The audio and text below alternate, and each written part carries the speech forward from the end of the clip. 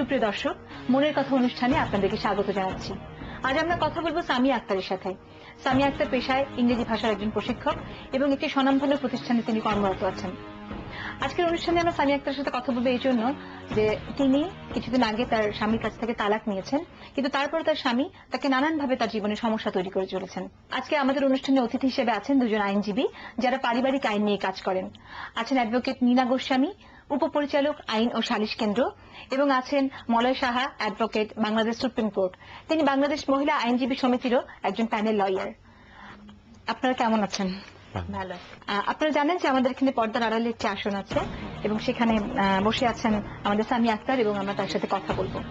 সঙ্গত কারণে এখানে আমরা তার ছদ্মনাম ব্যবহার করছি। সামিয়া কেমন আছেন? কি ভালো। আপনার পরিচয় দিতে গিয়ে আমরা এটুকু জানলাম যে আপনি আপনার কর্মজীবনে সফল একজন মানুষ, এবং আপনার ব্যক্তিগত জীবন সম্পর্কে আমরা যেটা বুঝতে পারলাম যে সেখানে আপনি কিছু সমস্যার সম্মুখীন আছেন। আপনি আপনার স্বামীর কাছ থেকে তালাক নিয়েছেন, তারপরও তিনি আপনাকে বিভিন্নভাবে যন্ত্রণা করছেন বা বিভিন্নভাবে সমস্যায় ফেলছেন।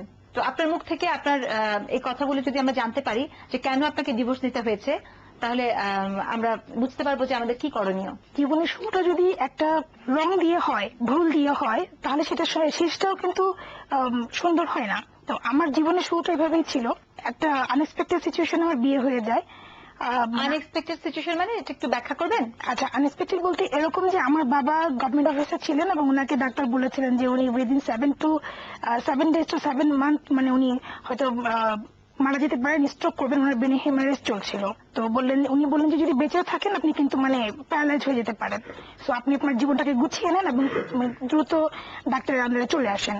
আমরা 3 ভাই বোন। এই যে আমার বড় ভাই, সে আপনার ঢাকা ইউনিভার্সিটি তখন পড়তো এবং আমি তখন মাত্র ম্যাট্রিক দিব, এরকম একটা অবস্থা। তো আমার বাবা এসে প্রথমে আমার মাকে বলেছিলেন যে আমার জীবনের এই দুটা কাজ, আমি আমার বড় ছেলেকে বিদেশ পাঠিয়ে দিব, আমার মেয়েটাকে বিয়ে দিয়ে দিব। তখন আপনার বয়স কত ছিল? বিয়ে যখন আমার হয় তখন আমার বয়স 16 ছিল। আমার বাবা তখন মানে ডিসিশনটা নিয়ে নেন এবং আমার অনেকগুলো বিয়ে প্রপোজালে আসতো, আর আমরা মানে আমি একটু ছিলাম, আমার কান্নাকাটি করে বিয়েগুলো ভেঙে দিতাম। তো ফাইনালি যখন এই প্রপোজালটা আসার ফলে আমি বুঝতে পারিনি, আমি ওনাকে দেখি আমার পছন্দ হয়নি, এবং তার বাবা একজন পুলিশ অফিসার ছিলেন, রিটায়ার্ড পুলিশ অফিসার ছিলেন। তো আমার বাবার সঙ্গে তার প্রায় মানে 2-3 দিন খুব কথাবার্তা হলো এবং সে আমার বাবাকে খুব কনভিন্স করলো, এবং সে ছিল স্টেপ মাদার ফ্যামিলির একটা ছেলে, মানে তার ছোটবেলা থেকেই মা ছিল না, বাকি যারা ছিল তার স্টেপ ফ্যামিলি ছিল।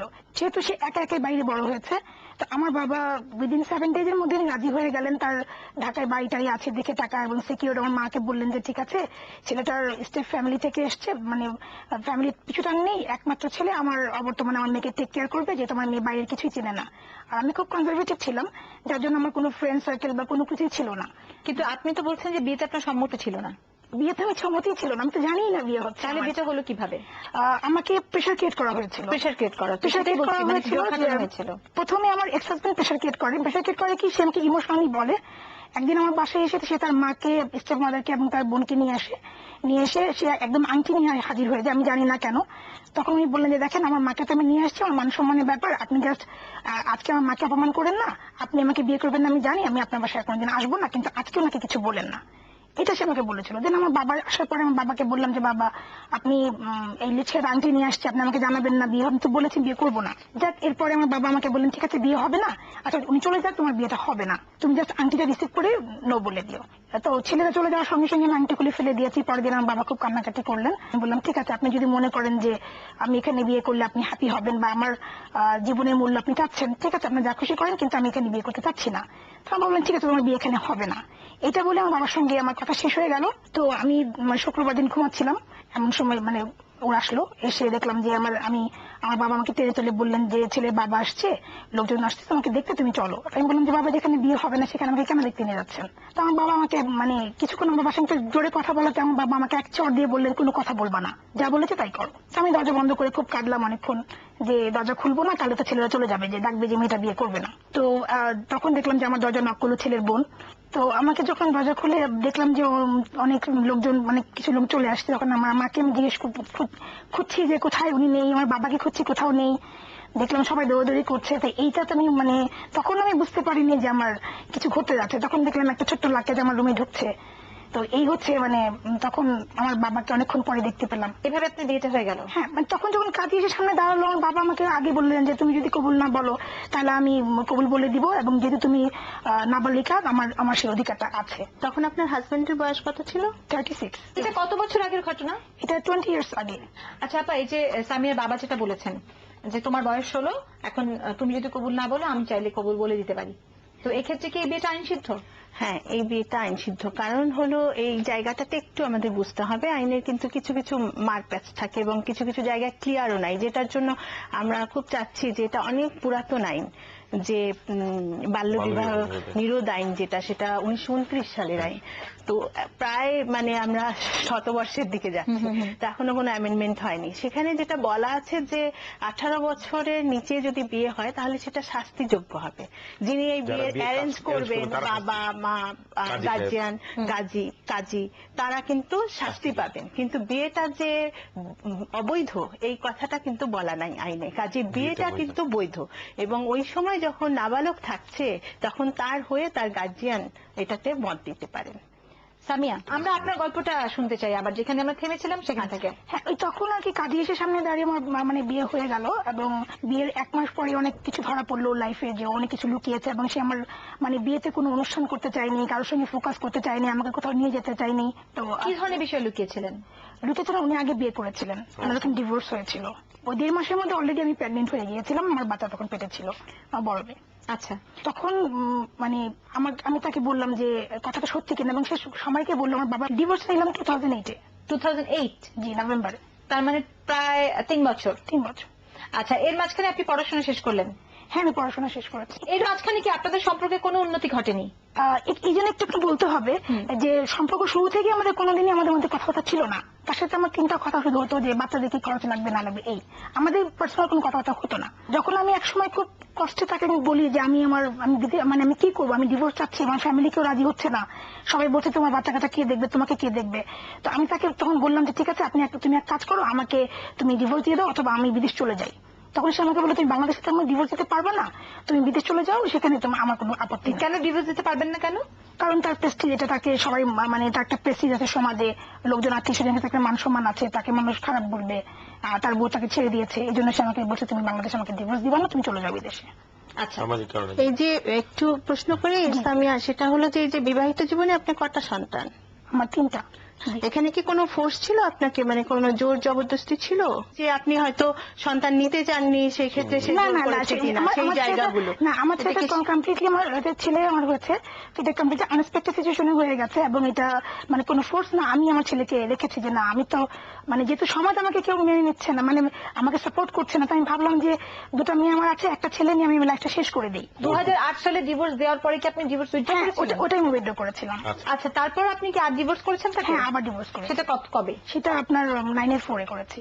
আচ্ছা, তাহলে আমি একটু কথা বলি, সেটা হচ্ছে যে ওই মানে ফার্স্ট ডিভোর্সের পরে আপনি যখন রিইউনিয়ন করলেন, আবার যখন তার কাছে ফিরে গেলেন, তখন কি আপনি কনজুগাল লাইফ লিড করছেন, মানে আপনি কি সংসার জীবন যাপন করছেন নাকি সেপারেশনে ছিলেন? না, আমার এক বাসাতেই সেপারেশনে ছিলাম, বাট সে আমাকে ফোর্স করতো, সে আমার বাচ্চাদের সাথে টর্চার করতো, আমি তার রুমে না গেলে সে আমাকে বাচ্চাদের মারধর করতো, সারা রাত সিনক্রিয়েট করতো, ওই এলাকার মানুষজনকে মানে সে অতিষ্ঠ করে ফেলেছিল। রাত্র হলেই সে ঘরে ভাঙাচোরা করতো, আমি যাতে তার রুমে গিয়ে থাকি, আমি যেন তাকে জায়গা দিই, এরকম করে। আচ্ছা, এখন আপনি কি ধরনের সমস্যা বোধ করছেন? এখন সমস্যা হচ্ছে যে আমার ডিভোর্স যখন হয়ে যায়, সেকেন্ড টাইম যখন আমি দিয়ে দিই, এবং তখন আমি মানে লুকিয়েছিলাম গভর্নমেন্ট শেল্টারে, প্লাস আমি তখন বাচ্চাদের মেরে বের করার ফলে আমি বাসা ভাড়া নিয়ে চলে আসি, তাকে আমার বাসা অ্যাড্রেস দেয়নি, কিন্তু সে সিটি কর্পোরেশনে গিয়ে অনেক চেষ্টা করেছে আমার ডিভোর্সটাকে স্টপ করার জন্য, হ্যাং করার জন্য, এবং সে অনেক থ্রেট করেছে, অনেক বাজে কথা বলেছে।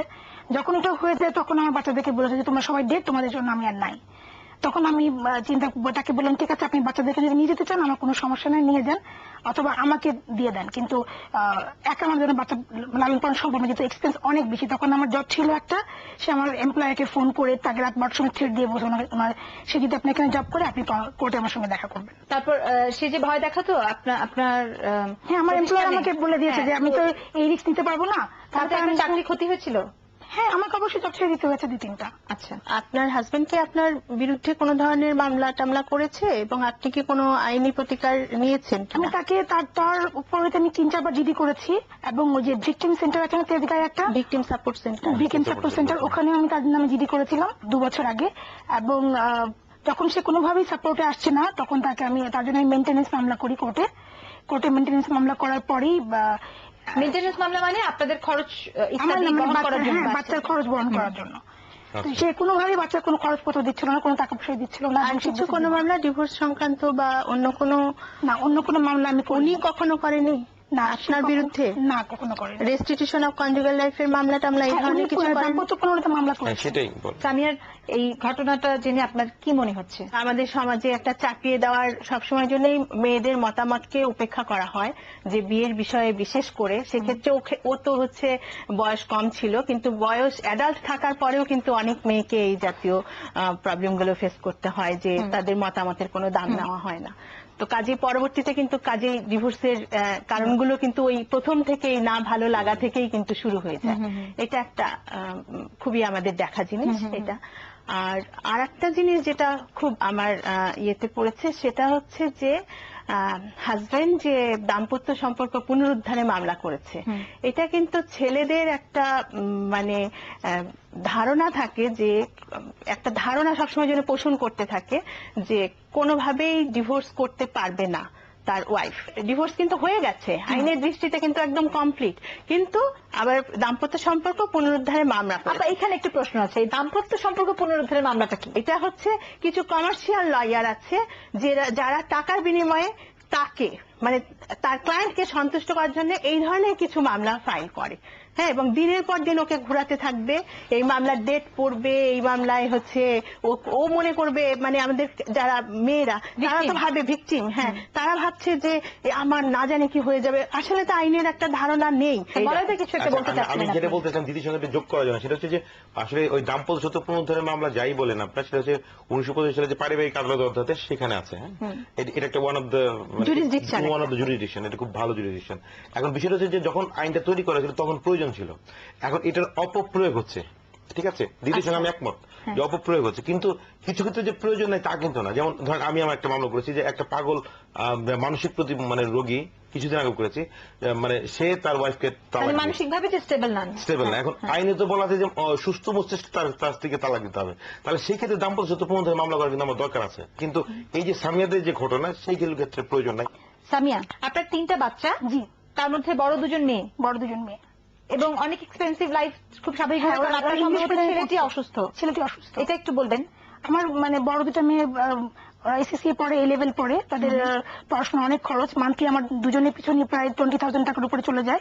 আর আমার ছেলে যেটা ওর ওষুধ বলেন, ওর চিকিৎসা বলেন, ওর পাই ও খিচুড়ি উঠে যায়, তার ওকে ওষুধ খাওয়াতে হয়। ও, আপনি বলছিলেন যে আপনার ছেলেটি প্রিম্যাচিওর বেবি ছিল এবং ও খুব অসুস্থ, ওর মানে হঠাৎ করে খিচুড়ি উঠে যায়, ও হাঁটতে পারে না, ওর সাপোর্ট লাগে, ওর জন্য এক্সট্রা লোক লাগে, এবং ওকে স্কুলে নিয়ে যাওয়ার জন্য এক্সট্রা লোক। যেমন আপনার বাবাকে জীবিত আছেন? না, আমার বাবা 12 ইয়ার্স আগে মারা গেছেন। 12 ইয়ার্স আগে। আপনার মা?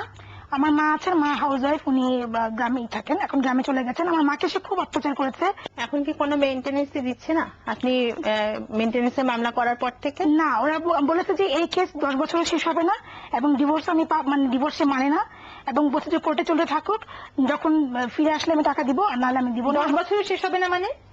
সে বলেছে যে এই মেইনটেনেন্স মামলাটা যাই চলতেছে কোর্টে, সে বলছে যে এটা 10 বছর শেষ হবে না, কোর্ট যাবে 10 বছর। আচ্ছা, আমি একটা প্রশ্ন করি এই সঙ্গে, সেটা আমি আপনি ওই যে ডিভোর্সটা যে দিলেন 2009 সালে, সেটা কি এক্সিকিউট হয়ে গেছে? মানে 3 মাস পরে ওই যে রেজিস্ট্রি হয়েছে তো? হ্যাঁ, আমি ডিভোর্স সার্টিফিকেট পেয়ে গেছি তো। ডিভোর্স সার্টিফিকেট পেয়েছেন? তাহলে আপনার ওই ডিভোর্সের মামলাটা কি এখন চলছে? দাম্পত্য সত্য পুনরুদ্ধারের মামলাটা এখন চলছে? হ্যাঁ, চলছে। আচ্ছা, তাহলে আপনার যে লয়ার আছেন সে কি ওইটা মামলা খারিজ করার কোনো প্রেয়ার দেননি? এটা আমি বারবার যখন কোর্টে যাচ্ছি, কোর্টে আমি জানি না কি হচ্ছে। আমার লয়ার আবার তার ফ্রেন্ড ছিল, সে নিজে এসেছে, আমাকে বললো যে আমি আপনার মামলাটা আমি দেখবো, আমাকে দিয়ে দেন। আমি তাকে দিলাম। এখন তারপর দেখি যে প্রায় কোর্টে ডেট পড়ছে, আমি যতবারই কোর্টে যাচ্ছি বিভিন্ন ভাবে ডেট পড়ছে, কখন আমার সাক্ষী হওয়ার কথা, আমার সাক্ষীটা হচ্ছে না। কিন্তু আপনার কি মনে হয় না যে আপনার স্বামীর সাথে যখন আপনার এই ধরনের সমস্যা চলছে, সেক্ষেত্রে আপনার স্বামীর বন্ধুকে আপনার আইনজীবী হিসেবে নির্বাচন করাটা আপনার ভুল সিদ্ধান্ত? তখন আমার কোনো উপায় ছিল না, কারণ যেহেতু আমার কাছে কোনো টাকা ছিল না, প্লাস উনি আমাকে বলেছেন যে না, উনি আমার কাছে মিউচুয়াল আন্ডারস্ট্যান্ডিং করতে এসেছিলেন। প্রিয় দর্শক, বিরতির পর ফিরে এলাম মনের কথায়। আমরা কথা বলছিলাম সামিয়া আক্তারের সাথে।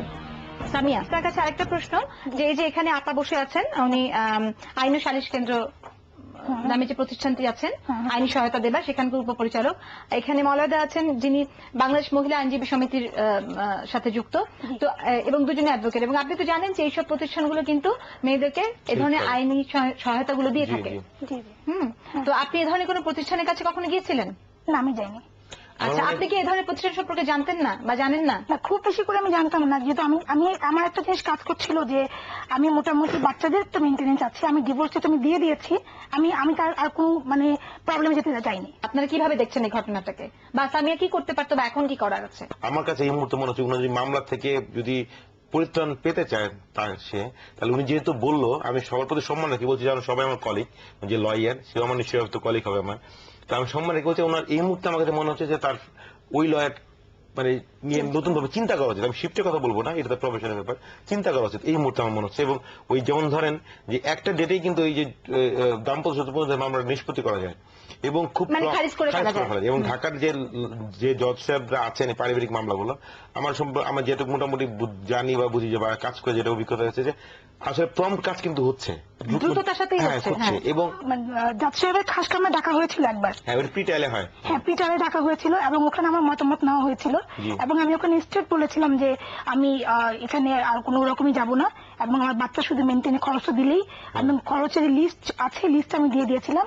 এবং সেখানে তারা বলেছিল, তার লয়ার বলেছিল যে সে তার টাকা পয়সা নাই, সে প্র্যাকটিস বন্ধ করে দিয়েছে, সে দেশের বাইরে চলে গেছে, হায়ার এডুকেশনে চলে গেছে, সে তো পারবে না বাচ্চাদের খরচ দিতে।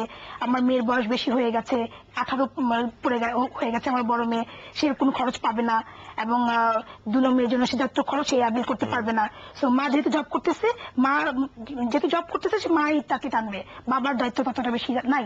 বাবা হাত যদি দিতে পারে দিবে, কিন্তু আবার তারা বলে আমি দিয়ে যাচ্ছি, কিন্তু অ্যাকচুয়ালি আমাকে কোনো কিছু দিয়ে যাচ্ছিল না। মেইনটেনেন্সের মামলা কিন্তু মানে তার এসকেপ করার কোনো স্কোপ নাই, মানে he have to pay, that is the final. এখন যেটা আমাদের যেটা একটু গ্যাপ হয়ে যায়, সেই 18 বছর যে বয়সটা সীমারেখাটা আমরা মানি, জজ সাহেবরা মানেন, এটা মিথ্যা বলবো না, কিন্তু মেয়ে বাচ্চার ক্ষেত্রে, মেয়ে সন্তানের ক্ষেত্রে কিন্তু এই সীমারেখাটা আরো একটু বেশি, কিরকম? বিয়ে হওয়া পর্যন্ত। আচ্ছা আচ্ছা, আমরা মনে হয় আমরা একটা মূল সমস্যায় আসি। এই মুহূর্তে কিন্তু সামিয়া যে প্রবলেমটাতে আছেন, যে সমস্যাটার মধ্যে উনি আছেন, সেটা হলো এই যে উনি দাবি করছেন খোরপোশ বা মেইনটেনেন্স, এবং উনার স্বামী উনাকে যেটা বলছেন যে উনার স্বামী দেবেন যদি সামিয়া তার স্বামীর কাছে ফিরে যান, তাই তো সামিয়া? জি জি, এটা সামিয়ার এই সময়কার মূল সমস্যা। জি, মায়ের ইনকামের সাথে বাবার ছেলে মেয়েদেরকে ভরণ পোষণ দেওয়া না দেওয়ার কোনো আসে যায় না, নির্ভর কোনো করে না। সম্পর্ক নেই। কোনো মানে সম্পর্ক বাবাকে নেই। নিতেই হবে। বাবাকে দিতে হবে, এখানে আইনে বলা নাই কোথাও যে মাকে দিতে হবে। মা যেটা করছে সেটা কিন্তু তার অতিরিক্ত দায়িত্ব পালন করছেন। এটা যে বলে ভয় দেখায় যে 10 বছরের মধ্যে 10 বছর পর্যন্ত, এবং 10 বছরের হ্যাঁ, ভরণ পোষণ সে পাবে, সে পাবে। আচ্ছা। 10 বছর হয়ে গেল, পাঁচটাও তাকে পাবে। দিতে হবে। সামিয়া, এটা আপনি আপনার কি জন্য বিষয়টা খুবই বুঝতে পারছেন? আমি বুঝতে পেরেছি এবং এটা মানে আমি জানি। আপনার স্বামী আসলে মেইনটেনেন্স বা খোরপোশ দিতে বাধ্য। সম্প্রতি একটা আইন হয়েছে 2010 সালের ডিসেম্বর থেকে, এটা এনাক্টেড হয়েছে। এই আইনটার নাম হচ্ছে পারিবারিক সহিংসতা প্রতিরোধ ও সুরক্ষা আইন। হ্যাঁ, এই আইনটার আওতাতে এই ধরনের কোনো মানে সুরক্ষা, যে যিনি হলো ভিকটিম, তিনি হলো আদালতে যদি শরণাপন্ন হন, আদালত চাইলে কাউকে বিদেশ যাওয়া থেকে রোধ করার অর্ডারও দিতে পারেন। আমার মনে হয় আপনি আরো যে কথাগুলো বলেছেন, এই আইনটা আপনার জন্য খুবই বেশি কার্যকরী হবে। সেখানে আপনাকে যেভাবে বিভিন্ন সংস্থাতে কাজ করতে গেলে পারে উনি হলো বিরক্ত করেন, কোর্ট অর্ডার দেবে যে কোনোভাবে আপনাকে কোনো আপনি যেখানে যেখানে কাজ করেন সেখানে তার যাওয়া নিষেধ। কোর্ট যদি অর্ডার দেয় ওনার উপরে এবং এটার যদি উনি ভঙ্গ করেন তাহলে কিন্তু উনি শাস্তি পাবেন। সামিয়া, আপনার স্বামীর সাথে আপনার বনিবনা কেন হয়নি? এটার জন্য আপনি কি মনে করেন যে আপনার স্বামীর বয়স 36 ছিল, আপনার 16 ছিল, এই যে দীর্ঘ 20 বছরের ডিফারেন্স, সেটাই কি এটার জন্য দায়ী ছিল? আমি একসময় মনে করেছিলাম যে হয়তো এটা হতে পারে, কিন্তু আমি পরে যেটা ডিসকভার করেছি যে না, এটা ছিল না। কিন্তু পরে আমি দেখলাম যে না, তার বাইরেও রিলেশন ছিল, সে তার অফিসে পিয়ে রাখতো, আমি জানতাম না। বাইরের মেয়েদের সঙ্গে সে চলতো, মানুষ বলতো যে তাকে একটা মেয়ের সঙ্গে দেখেছে, এগুলো আমি পরে জানতে পারি। একটা ডিভোর্সি মেয়ে ছিল, তার সঙ্গে তার রিলেশন ছিল, তার বিয়ের আগেও অনেক রিলেশনশিপ ছিল, যেগুলো আমি পরে আস্তে আস্তে জানতে পারি। তার মানে কি এটাই যে যেহেতু তার অনেক মেয়ের সাথে সম্পর্ক ছিল জন্য সে পরিবারে সেইভাবে সময় দিত না এবং আপনাকে সে মানে ইগনোর করতো, বাসায় ফিরলে কথা বলতো না, বা আপনাকে অন্য যেভাবে ইন্টারেস্ট করতো। এটা ঠিক আছে। আপা মলয়দা, আপনাদেরকে অনেক ধন্যবাদ। আপনাকেও ধন্যবাদ। সামিয়া, আপনাকে ধন্যবাদ জানাচ্ছি। জি, আপনাকে অনেক। আর সুপ্রিয় দর্শক, শেষ করছি আজকের মনের কথা। আজ আমরা সামিয়ার কথা শুনলাম। যদি আমরা সামিয়ার ছদ্মনাম ব্যবহার করেছি, তবু সামিয়ার এই ঘটনা কিন্তু আমাদের সমাজের চারপাশে অহরহই ঘটছে, অনেক মানুষের জীবনে ঘটছে। আর আমরা শুধু সামিয়ার কথা শুনলাম, এখানে সামিয়ার প্রাক্তন স্বামী, তারও যদি কিছু কথা বলবার থাকে, তিনি যদি কিছু বলতে চান, আমরা চেষ্টা করব তার কথাগুলো, তার পরিচয় গোপন রেখে আপনাদের সামনে তুলে ধরার, সেই চেষ্টা আমাদের থাকবে। আজ এ পর্যন্তই। আপনারা সকলে ভালো থাকুন, সুস্থ থাকুন।